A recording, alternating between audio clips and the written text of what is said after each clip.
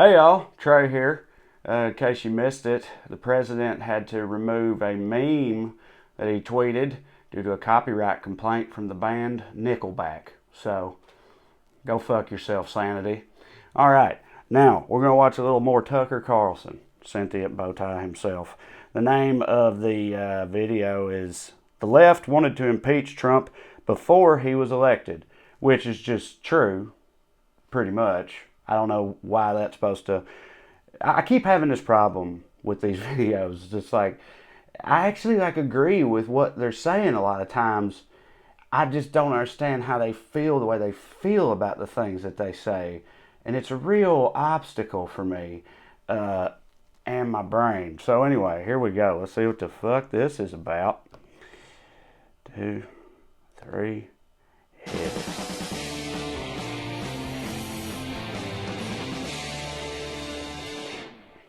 Well, good evening and welcome to Tucker Carlson tonight.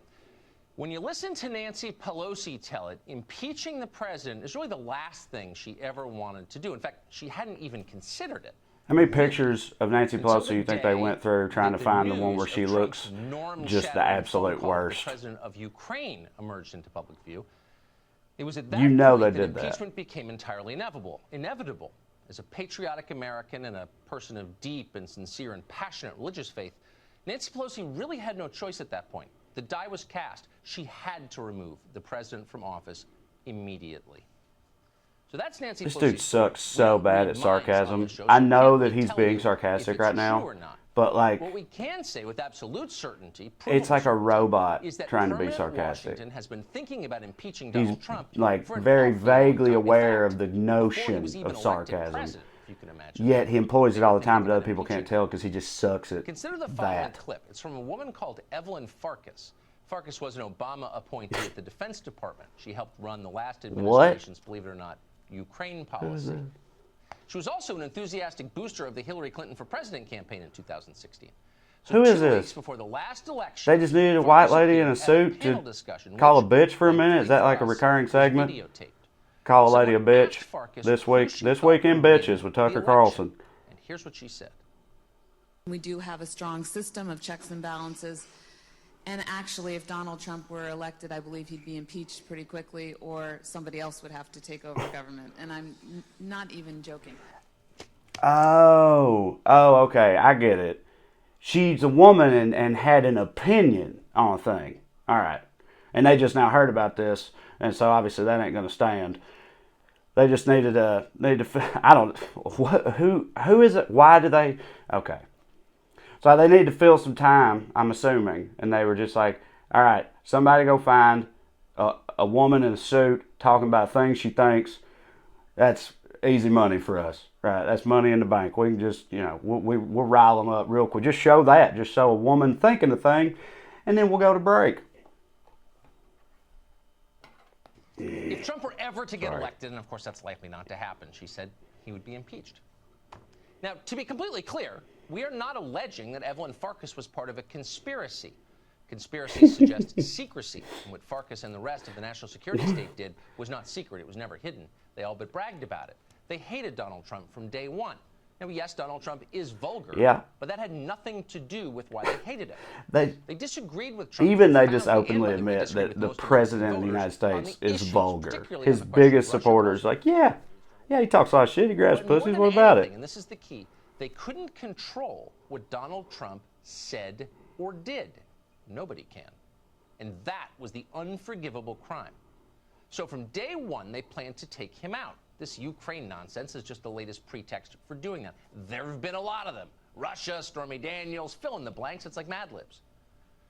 Again, they keep saying that type of thing over and over in all these videos I've been watching.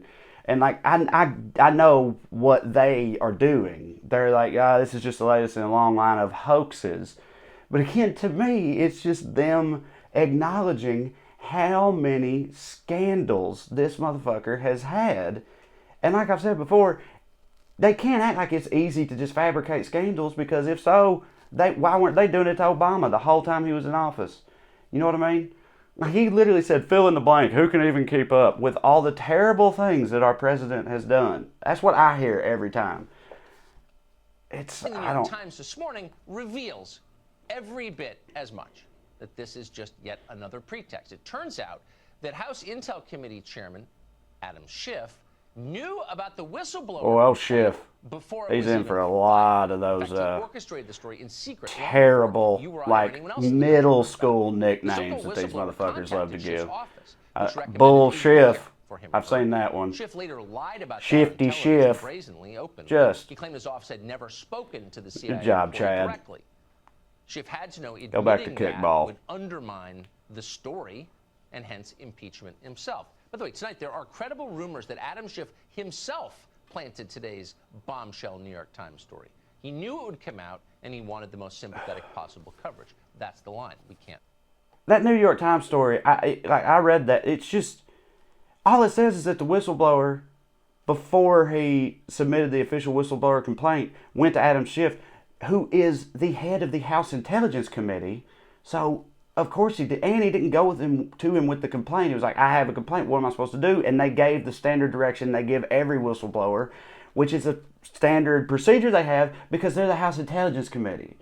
That's all the fuck it says. And they're acting like, yeah, guess what? He knew it first. That makes it not true. What? What's the idea supposed to be? That he made it up? Like, because he got it first, that means that he made it up? That's the last thing you do if you were making it up.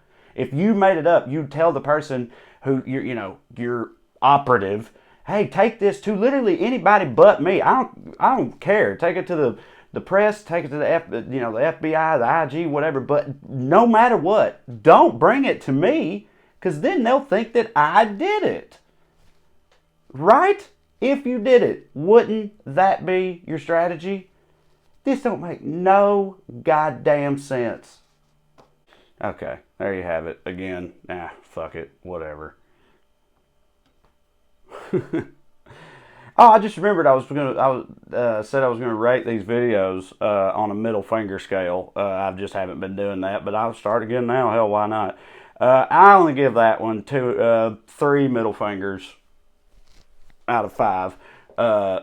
Again, my bar for bullshit has really been raised by a couple weeks of watching this stuff. So like, it takes more than that to really get me on a fuck you level. But good attempt, Tucker. Maybe next time. Speaking of next time, see y'all there.